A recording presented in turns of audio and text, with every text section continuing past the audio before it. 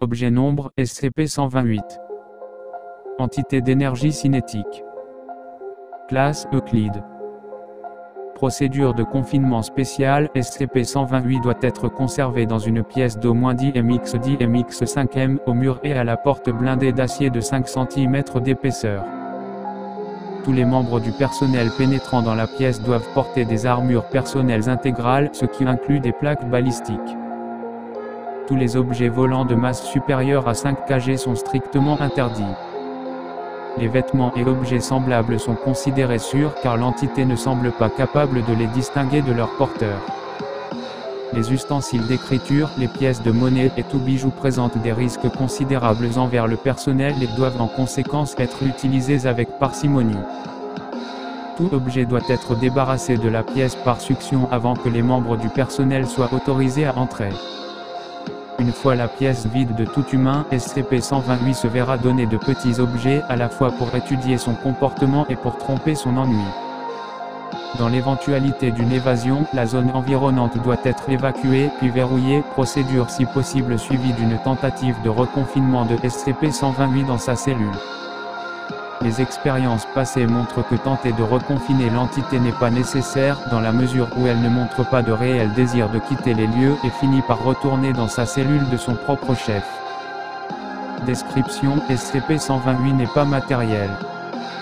Il se manifeste via une réserve d'énergie télékinétique apparemment infinie qui peut s'appliquer sur tout objet non organique dans son champ de vision.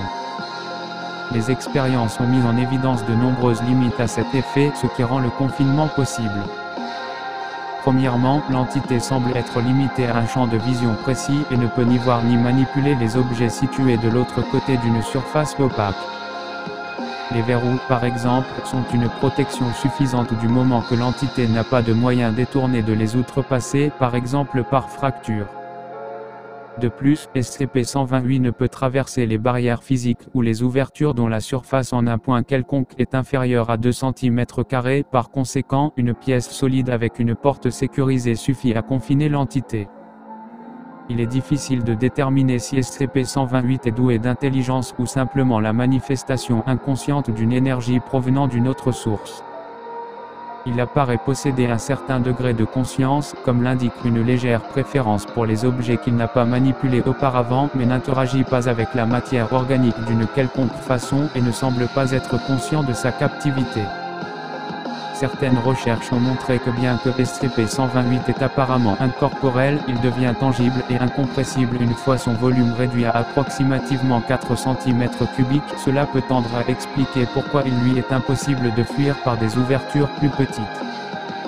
Les premières recherches se concentrent sur l'utilisation éventuelle de SCP-128 dans un processus de génération d'énergie électrique, dans la mesure où il ne semble pas nécessiter lui-même d'arrivée d'énergie. Une source d'énergie de ce genre aurait un faible rendement mais serait effectivement inépuisable. Lorsqu'il se voit donner matière à travailler, SCP-128 se manifeste en un champ ou un essaim d'objets flottants. Le champ peut être petit 20 cm3 ou très grand 125 m3. Bien que l'énergie animant ces objets est théoriquement illimitée, elle est difficilement concentrée. Il est très improbable que SCP-128 manipule un objet de masse supérieure à 100 kg et les objets dont la masse se rapproche de 100 kg bougent très lentement. Les objets les plus dangereux pèsent entre 0 et 5 kg car ils peuvent être propulsés à grande vitesse sans avertissement préalable. Les objets contrôlés par SCP-128 ne suivent pas de trajectoire prédictible. Ils flottent à des vitesses variant d'une quasi-immobilité à une vitesse presque supersonique et peuvent être projetés avec une grande force. D'autres objets restent parfois inanimés sans aucune raison.